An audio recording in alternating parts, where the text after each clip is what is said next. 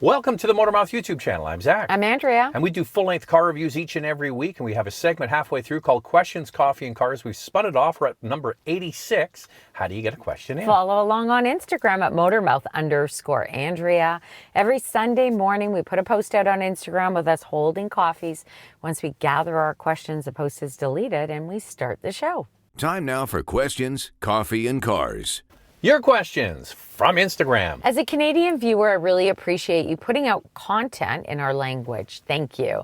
I'm wondering if you guys know anything about or what you think about the Audi Q6 vehicle that is available in China, not the electric version being released in North America markets. Do you think Audi will bring that larger three-row ICE SUV to us in the West? The Q7 just doesn't have as good of a third row as its Atlas cousin that the Q6 is based on. Yeah. We speak English. We do speak English. I can speak hoser for you if you like, eh? We could do it all like that, eh? Welcome to Canada. I think he just means Mazda, Sportage. Zed. It drives Americans crazy when we say Zed instead of Z. Apparently when I say Mazda, it's like, scratching a chalkboard. I told you, we've got to go Mazzuta. We've got to go Mazzuta. That's the name of the company. Switch it all up. Yeah, well, as far as I understand, there is no Q6 ICE coming, but there is the Q6 e-tron available. But you're right, it is based on the Atlas, and it's bigger. Well, it's a nice size. The thing is, you got to know also the Q7 is ancient. Yeah. It's been around a long time without much in the way of updates. They did change the engine in the last, I can't remember what year it was. They went to the same engine as the Cayenne. They did the interior, they put the big screens in and all that kind of stuff. But overall, the form factor is the same. Mm-hmm. So you never know. They might just rebadge it as a Q7 for this market. Yeah, who knows? But when it's time to be replaced, and it's time. It is time. We'll see what happens. Right now, nothing Audi is saying it's not coming, but who knows? Maybe it'll change. Hello, Andrea and Zach. We've always owned Japanese SUVs, currently a 2019 Honda Pilot, because of the reliability and longevity minus the boring interiors. But we are really impressed with your review of the new Chevy Traverse Z or Z71 and how well it is put together along with the premium interiors and exterior. We're looking at owning our next vehicle for the next 15 years. Do you think the Traverse will be a reliable and trouble-free vehicle for that long? I can hear the comment section already. Clickety clack, clack, clack. The one thing I will say about it just drives me absolutely up the wall. Andrew and I talk about this all the time. Is people just dump on certain brands because of they've always done that. Mm-hmm. Like you can never catch a break. Chevrolet can make a great product and nobody will give them the time of day. No. And the quality scores, the 3-year dependability study that comes out every year, Chevrolet rates very highly. Yep. Actually ahead of Honda. Mm-hmm. So 15 years, nobody has a telescope. I said microscope, telescope. Yeah, telescope to look that far in the distance. Yeah. I had to do. I always have the telescope microscope. The other one is horizontal, vertical. Yeah, that one is always brutal. Yeah. Horizontal. And you know how I remember? I always the horizon. No, you're gonna find this funny. I go by blinds, horizontal blinds, vertical blinds. Yeah, I just go horizontal as a photographer. Yeah. The horizon. But yes, I have to trick myself. I have to trick myself with... You do the horizon and I do blinds. The other one is CX90, XC90. That one drives me crazy. What was the question again? It's about the Chevrolet Traverse. We were blown away by how good it was. So good. Now, one thing I will say is they switched to the new 2.5-liter 4-cylinder, right?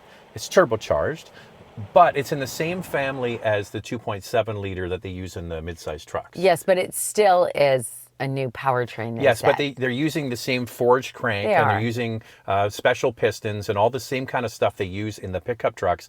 Now, what you want to do is go and read up, and I did this, the satisfaction people have with those Colorado and Canyon 2.7 liters. And what I read is people think they're great. Mm-hmm. Okay, here's the thing. It's a new vehicle. It's a new vehicle. It doesn't matter if it's an Acura, it's a Honda, it's a Toyota, it's a Lexus.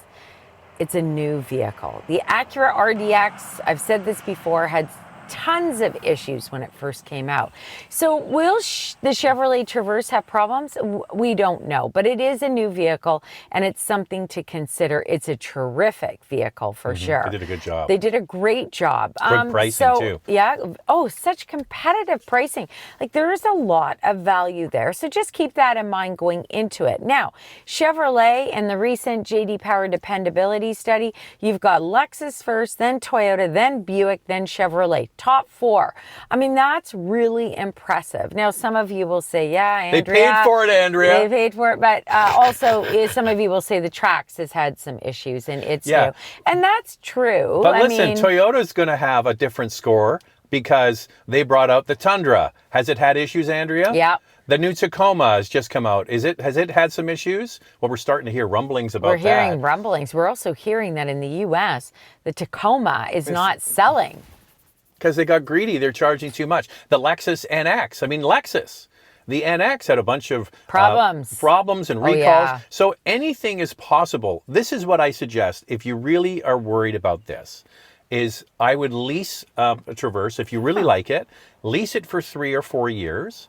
And then if you drive it and you're impressed with it the way we were impressed with it and you think it's a good product, it's big, it's comfortable, it's really well designed on the inside, then you can decide at that point whether you want to buy it out and keep it for the long run. Interestingly enough, Zach and I, when we buy a new vehicle and they offer the extended warranty, we don't take it. And we actually don't recommend it because it can be expensive. But my brother bought a Hyundai Santa Fe and he's had that vehicle for 15 years. And he decided to get the extended warranty. And as the regular warranty wrapped up, he had issues with his Santa Fe and he was so thankful that he had that extended warranty. So it was major engine problem. It was major engine problem. Yeah. So he was thankful. Listen, all I can say is go and drive it and see if you like it. That's one thing. Yeah. I mean, just don't take what we say. Well, you can take what we say, but you just drive it and then try it out. And I think the leasing it for 3 or 4 years, or you can even just buy it and trade it in if you hate it. Yeah, or you have problems with it, right? I don't think it's going to be that bad. I think it's going to be okay. The thing is that it's a lot of stuff they've used at other Chevrolet cars and trucks. Even the automatic transmission. Yeah. So the engine is the same family as the trucks. The transmission is a modified version of what they already have. The platform is the same. The interior is the dimensions are the same, and they've got new electronics which have been used in other General Motors products with good success. I'm going to go out and say if we needed a 3-row SUV, I would have no problems, and I'm sure Zach would agree with me that the Traverse is one that we would look at. That didn't work. I'm trying to get the sun off the camera. There we go. I'll just go like that, Andrea. Yeah, just put your hand I gotta move the car. It drives me nuts. Gotta move the car. This is the world we're in. This is how we do it. This is the world we're in. But don't get me wrong, we love the sun. No, we love the sun, but it's always a battle with the right amount of shade and the right amount. Look, you see that? And I'll go back and I'll get a good little sweet spot, and then I'll go, oh, that's good. That actually is okay. That's good. Yeah, but the sun moves. It does move. We've tried to park under a tree. And I always have to open the door because that turns all the fans off. Yeah. So there you go, a little snapshot of what goes on behind the scenes. Plus, we got a little blast of AC there. Yeah, it was good. Okay, non-car question for Andrea, but Zach, you can chime in on this too. If I remember correctly, you were a competitive ice skater. Do you still lace up the ice skates from time to time? Well, I'm going to answer this one. Okay. Because every Thursday night, Andrea and I go out and we go and do ice dancing. Can you imagine this? Do you believe that? Ice dancing? No. Okay, so when the kids were younger, Soleil and Peltier. We could do it. Let's do it. I was single, so I didn't do pairs or dance, although they wanted me to. Not your dating. You were a singles ice skater. You got it. Right. So been single. I skated for a long time, 17 years. Loved it. It's made me the disciplined person that I am today. That's right, Vladdy. Do that. There's a part of this that goes. There's the discipline, getting up. Nice bowl of coffee now. Disciplined. Ice skating, getting up at 5 a.m. to go to the rink. And there's also, Andrea's half German, and everything has to be just so, yeah? It is true. I mean, I am That's a like your perfectionist. grandma. Like my grandma is so much like that. Grandma would oh yes, I just have to vacuum. I am so much like my German grandmother. Lovely woman, Eva. wonderful traits. She's passed away. We miss her She dearly. loved to organize and clean. Oh, she. Okay, so I'm disciplined, okay, and I'm a perfectionist, but I think that all came from skating. Getting back to your question, do we lace up? No. When the kids were younger, yes, we went skating. And even for birthday parties, some of our friends would rent a whole rink and have a birthday party there. Yeah, our rich friends. And so we were able, I was really able to go out because the public skating. There's too many people. There's too many people. And I did try, like some of our friends would be like, Andrea, do this, do that. And the minute I picked up speed on public skating. They shut you down. Actually, they came on the microphone and no said, figures. No doing this, okay, no doing I have that. video. I got to find it. So if I found the video, this is Andrea doing her thing. Yeah. And this is like a year or 2 years ago. Well, that's more than that, but it doesn't What really was matter. it? It doesn't matter. It's just a few years ago, and this was at the rink where we had some of the Olympic events here Hillcrest, in 2010. yeah. And so you can see Andrea, but you got to remember that Andrea hasn't done any of this stuff for a long time. So the fact that she can still go out and do it. It's pretty good. That's muscle memory, It is Andrea. pretty good. That's what I say to Andrea. Driving transmission, a manual transmission is muscle memory. You figure skating, that's muscle memory. Yes. Andrea, she'll go, what are you doing? What are you thinking about over there? She says, I'm just going through my routine from when I was a kid. Yeah, sometimes I do that. Because you have to remember, I did a 4-minute program. Like that thing, I had to mentally prepare for the competitions. So I used to go to the rink earlier and I used to like lay it out all on the ice. I mean, there was a lot to do when you are a figure skater or like a hockey player or a soccer player.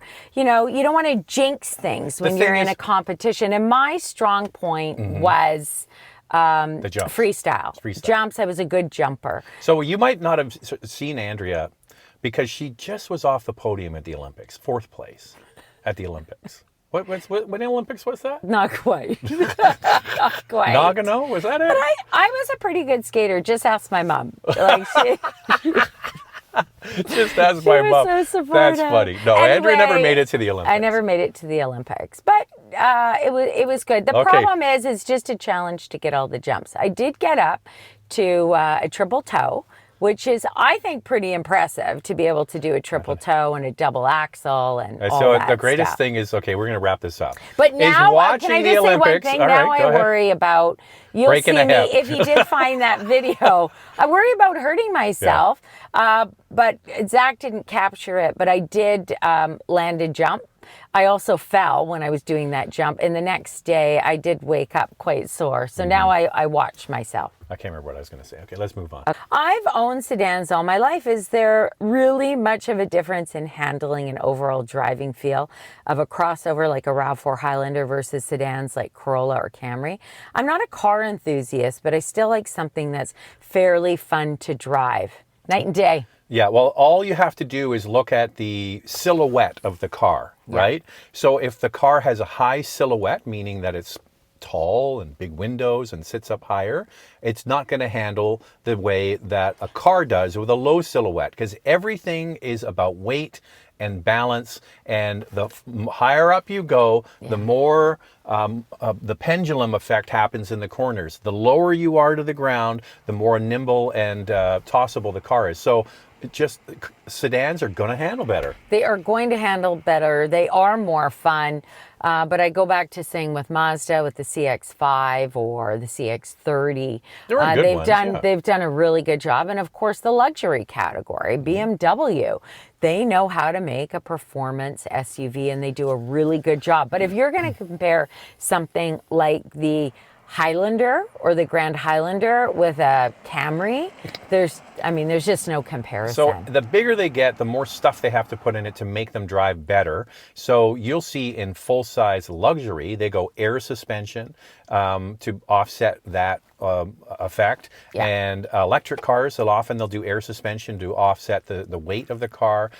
Magnetic or Magno Ride, they add all these electronic goodies in there to make the luxury ones feel sportier. But if you want sportier, just go lower. And with EVs, because the battery is so heavy, it does feel quite planted. That helps a lot. Hi guys, just took my Lexus NX to the dealer for a quick service oil change, oil filter only. Surprised when the bill was $269.85. For an oil change on a Toyota engine, I feel this price is gouging. Also, I noticed that $30 in a washer fluid and injector cleaner are automatically applied to each bill. I had this $30 bill padding was reversed as it had not been done, so $240. Seems the tricky fees don't end at the sales department. I'm not sure if you can see that. There's a crow on our roof. Go away. Zach hates crows because they usually crap all over the car. Crap on the car. All right, news flash for you. Go away, you dirty bird. He's right down there. Okay, the thing is that, news flash, you do not have to go to the dealer to get your vehicle serviced. And an oil change and filter, there he is, he's on the front. He's tormenting you. Take a picture of him, hon. I'll put it in the video. Look at him. He's right there on the top of the car. Why are you on our car? I'll hit the horn. I'll turn the car. They don't care. No, he's still not going. He doesn't care. No, he's still not going. Just leave him. It's fine. Get lost, you dirty bird. He's not hurting He's finding a nice spot to have a dump. Yeah. That's what he's doing. Oh, by the way, the woodpeckers are back. Oh. And they had babies. Yeah. So now we're back in with the babies again. It's wonderful. He's looking at me. He's like, I know where you live. Okay. Okay, so don't go to a dealership. Yeah, you don't have to go to the dealership. No. And so what I would say to them is if they put a, whatever cleaner in there and your washer fluid and they charge you without getting approval first, but you probably, when you sign something, they probably have something in there. Yeah. Get them to reverse that. But you've got to remember, one thing is the car is going to use synthetic oil. And synthetic oil isn't cheap. Nope. And you're using an original equipment filter, which is good, and you're getting them to check the car because there's other stuff they do there. They plug the car in, any kind of updates or software, electronics, any kind of technical service bulletins or whatever are being done, and you're paying a premium to have the comfort that the dealer is actually working on their brand. So all of that is true. $200 for an oil change. Listen, we own Porsches. I'm thinking that's a deal, but you don't have to go there. You can go there maybe for the major service to make you feel more relaxed. But just say to them, I'm not paying for anything I don't agree with first. I've heard this before from Lexus owners and the synthetic oil. I've also heard about it from Toyota owners that the price of oil changes have gone up. You are in a Lexus. You're not in a Toyota, I just want to say. So, I think you're always going to pay more for a premium brand versus a non-luxury because they can get away with it. But when I saw $269.85, because we've had Audis and we have Porsches, I was kind of like, wow, that seems inexpensive. But you can also, find just an independent mechanic that, works on Japanese cars and get them to just do an oil service. That's what I would do. You don't have to go to... I wouldn't go to the dealership. And I have to say, when we owned a Honda Accord, we never went to the dealership. We went the first time and they charged us too much, so we didn't go again. As long as you follow the schedule. This was years ago, the Honda Accord, and there was like an oil change. Check this, check that, check this, check that, and rotate the tires was like $270. I paid it, and I said, yeah, I won't be back. No. Because checking this and checking that doesn't really take that long. So, yeah, we took it to an independent mechanic, and it was totally fine. With the Mazda, what is happening to your Volkswagen? Are you going to just let it sit? Have you heard the 12-volt battery issues with hybrids, PHEVs, and BEVs? First off, we have the long-term test drive Mazda MX-5, and no, the GTI is not sitting. We just drive everything. Yeah, so this car is getting driven a lot less. This is we use it for questions, coffee, and cars, and when we have bigger items to move around. So I love the GTI because I get to bomb around and run all my errands and pick things up and do all that kind of stuff. Yeah, it's great. I like a small car in the city. Andrea's loving the MX-5. I drive it once in a while too. Yeah. But yeah, we've got all the test cars to drive. There's a lot of cars. We got a lot of cars to drive. I would say I'm driving the MX-5 more, and he's driving the GTI more right now. It's a perfect world. It's actually worked out just fine, because I love the MX-5 and I like the GTI. The MX-5 I like. He loves the GTI and likes the MX-5. I love the Miata. as well. It's just, I think I like the GTI more. And that's fair. Yeah, so the question about the 12 volt is that this is often the case. A lot of people think because there's an electrified car and it's got a bigger battery to help drive the car, that it actually runs the electronics in the car. You can have a dead battery, like a regular car battery, a dead 12 volt battery, and then your electric car won't move because you need that to run all of the instrumentation in the car. That's a 12 volt system versus the high voltage system for the powertrain. That's right. So this can happen, is it can run down. Toyota's even have problems with the 12 volt battery. They've got to sort that out. We saw that with the Mitsubishi Outlander plug-in hybrid in super cold temperatures. The 12 volt battery also went dead. Sometimes when you are traveling and you're leaving the vehicle for 2 weeks to a month, some people say put it on a trickle charger to keep that 12 volt battery going. I did speak to Volkswagen about it, and they said that the ID4 is actually set up internally that if the system notices that the 12 volt battery is draining while the vehicle is sitting there for an extended period of time, it will charge it automatically. Yes, from the larger battery, but it has an inverter to do that because it's got to basically take the high voltage and then convert it down to 12 volts. Now, some cars just don't have that. They run totally parallel systems. One thing you can do, this is one of the advantages to going to the dealer for service, is they can check your battery, and if it's still under warranty, if it's getting low or needs replaced, they will do that under warranty. But Andrea's point is true, that if you're worried about it, you can put it on a battery tender every once in a while. I think that's the way to go, and that's the feedback I've been getting from viewers who are going away for an extended period of time. They're doing that and they come back and the vehicle starts. For those who didn't do that, the viewers say that they came back, the battery was dead and the battery needed to be replaced because of it. So if it's under warranty, that would be covered. It should be. And if they say no, then push hard like hell and they should replace the battery. And that's it for us. I think we may have gone a little bit long. All the crow this talk. Time. Crow and dirty figure crow. skating talk. A little bit extra. Anyway, if you want to get a question in, follow along on Instagram at motormouth_Andrea. Every Sunday morning, I put a post out with Zach and I holding coffees. Once we gather our questions, the post is deleted and we start the show.